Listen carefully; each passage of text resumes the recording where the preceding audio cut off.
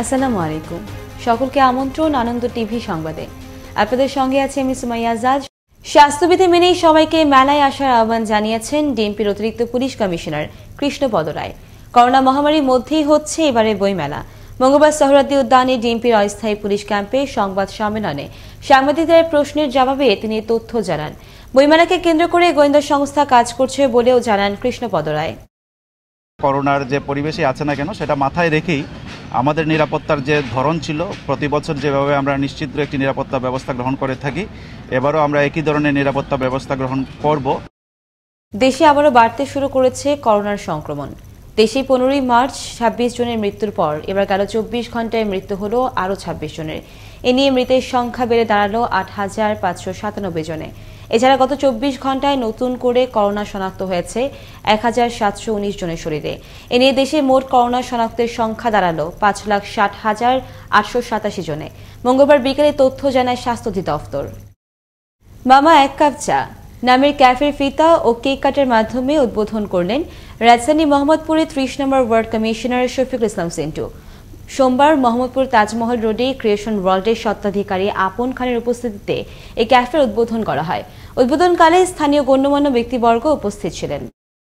যুদ্ধাপরাধী, মানবতা বিরোধী, কুখ্যাত রাজাকারের সন্তান এবং মাদক ব্যবসায়ের অভিযোগ এনে মকসুদকে কক্সবাজারে মহেশখালী পৌরসভার মেয়র পদে আওয়ামী লীগের দলীয় নৌকার প্রতীক মনোনয়ন প্রত্যাহারের দাবিতে মঙ্গলবার জাতীয় প্রেসক্লাবে অনুষ্ঠিত হল এক সংবাদ সম্মেলন। মঙ্গলবার জাতীয় প্রেসক্লাবে মুক্তিযোদ্ধা সংসদ সন্তান কমান্ড কেন্দ্রীয় কমিটি আয়োজিত সংগঠনের সভাপতি মেহেদী হাসান এ দাবি তুলে ধরেন। এদিকে আওয়ামী লীগ ও মুক্তিযোদ্ধা পরিবারের সদস্য হয়ে দীর্ঘদিন দলীয় কার্যক্রমে শ্রম দিয়েও বরগুনার চাওড়া ইউনিয়ন আমতলীর আওয়ামী লীগ থেকে চেয়ারম্যান মনোনয়ন না পাওয়ায় সংবাদ সম্মেলনে ক্ষোভ প্রকাশ করলেন আলতাফ হাওলাদার। মঙ্গলবার জাতীয় প্রেসক্লাবে সংবাদ সম্মেলনে তিনি এই ব্যাপারে প্রধানমন্ত্রী শেখ হাসিনার হস্তক্ষেপ কামনা করেন।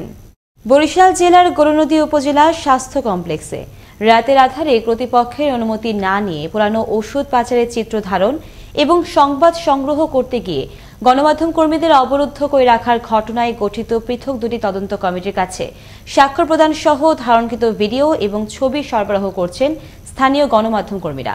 উপজেলা প্রশাসন কর্তৃক গঠিত তদন্ত কমিটির কাছে ঘটনার বিবরণ লিখিত ও মৌখিকভাবে উপস্থাপন করেন আনন্দ টিভির বরিশাল ব্যুরো প্রধান কাজী আলামিন সহ অন্যান্য সংবাদকর্মীরা।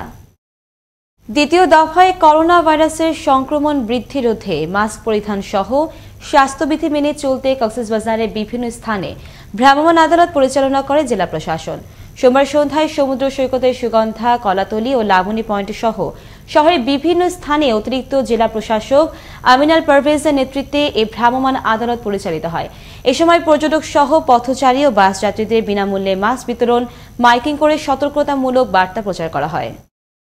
পটুয়াখালীর দশমিনা আলীপুরা ইউনিয়ন পরিষদ নির্বাচনে চেয়ারম্যান প্রার্থীর নাম ঘোষণার পরপরই তা বাতিল করে পুনরায় প্রার্থী ঘোষণার দাবিতে মনোনয়ন বঞ্চিত প্রার্থীর সমর্থকরা দফায় দফায় বিক্ষোভ মিছিল ও টায়ার জ্বালিয়ে সড়ক অবরোধ করছেন।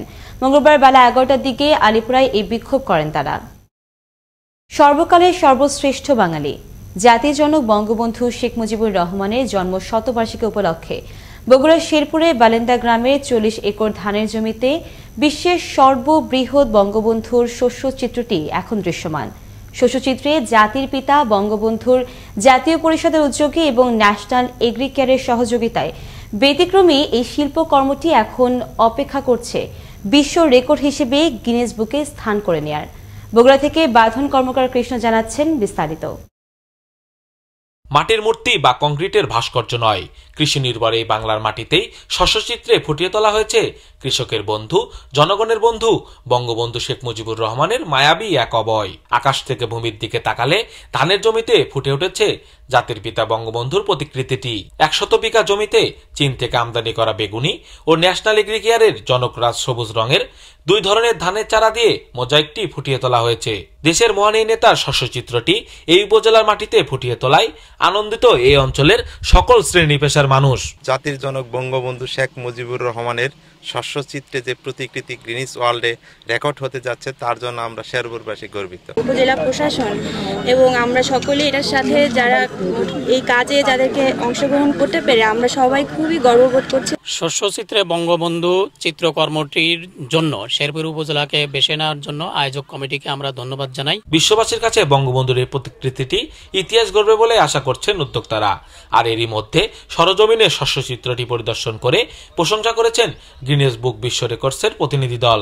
পৃথিবীর 750 কোটি মানুষের কাছে আমরা এই তথ্য পৌঁছিয়ে দিতে চাই যে বঙ্গবন্ধু ছিলেন এদেশের সাধারণ মানুষের নেতা। বঙ্গবন্ধু ক্রপ ফিল্ড মোজায়েক যেটা বলা হচ্ছে, সেই হিসাবে এটি বঙ্গবন্ধুর জাতির পিতার শেখ মুজিবুর রহমানের প্রতিচ্ছবি সঠিকভাবে ফুটে উঠেছে। বিস্ময়কর এক কর্মযজ্ঞের মাধ্যমে মহানায়ক বঙ্গবন্ধু শেখ মুজিবুর রহমানের শস্যচিত্রটি নতুন প্রজন্ম এবং বিশ্বের সকল মানুষের মাঝে তুলে ধরতে পেরে গর্বিত সংশ্লিষ্টরা।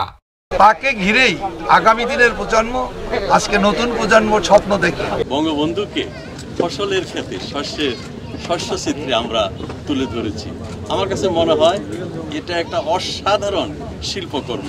বঙ্গবন্ধু মানে বাংলাদেশ, বঙ্গবন্ধু মানে স্বাধীনতা যুদ্ধের বীরত্বগাথা এক ইতিহাস। শস্যচিত্রে এমন অসাধারণ শিল্পকর্মটি গিনেস বুক অব ওয়ার্ল্ড রেকর্ডে স্থান পাওয়ার মাধ্যমে বিশ্ববাসীর কাছে স্মরণীয় বরণীয় থাকবে জাতির পিতা বঙ্গবন্ধু শেখ মুজিবুর রহমান, এমনটাই প্রত্যাশা সকলের। বগুড়ার শেরপুর থেকে বাঁধন কর্মকার কৃষ্ণ, আনন্দ টিভি। করোনার ঊর্ধ্বমুখী সংক্রমণ প্রতিরোধে মাস্ক পরিধান নিশ্চিতকরণে রংপুরে পরিচালিত হল মোবাইল কোর্টের বিশেষ অভিযান। সোমবার বিকেলে জেলা প্রশাসন রংপুরের এক্সিকিউটিভ ম্যাজিস্ট্রেট মাহমুদ হাসান মৃধার নেতৃত্বে র্যাব 13 এর সহযোগিতায় নগরীর বিভিন্ন স্থানে এই অভিযান পরিচালিত হয়। করোনার ঊর্ধ্বমুখী সংক্রমণ প্রতিরোধে নিয়মিত এই অভিযান চলবে বলে জানান এক্সিকিউটিভ ম্যাজিস্ট্রেট। আমরা আমাদের রংপুর নগরের প্রতিটা জায়গায় এই অভিযান পরিচালনা করব এবং আমরা যদি কাউকে মাস্কবিহীন পাই বা অন্য স্বাস্থ্য সচেতনমূলক যে কার্যক্রম সেটা গ্রহণ না করলে আমরা আইনানুগ ব্যবস্থা গ্রহণ করব এবং এখন থেকে আমরা করোনা সংক্রমণকে কমানোর জন্য এই অভিযানটা আমরা কঠোর হস্তে আমরা করতে থাকব এবং এটা চলমান থাকবে।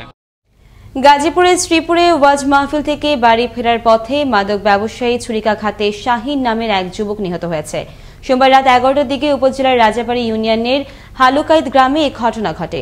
শ্রীপুর থানার ভারপ্রাপ্ত কর্মকর্তা খন্দকার ইমাম হোসেন ঘটনার সত্যতা নিশ্চিত করে জানান, এই ঘটনায় হত্যা মামলার প্রক্রিয়া চলছে। এই ছিল এখনকার মতো। আনন্দ টিভির সংবাদ দেখুন প্রতিদিন বিকেল 5টা 30 মিনিট এবং রাত 9টা 30 মিনিটে। আনন্দ টিভির সঙ্গে থাকার জন্য সকলকে ধন্যবাদ।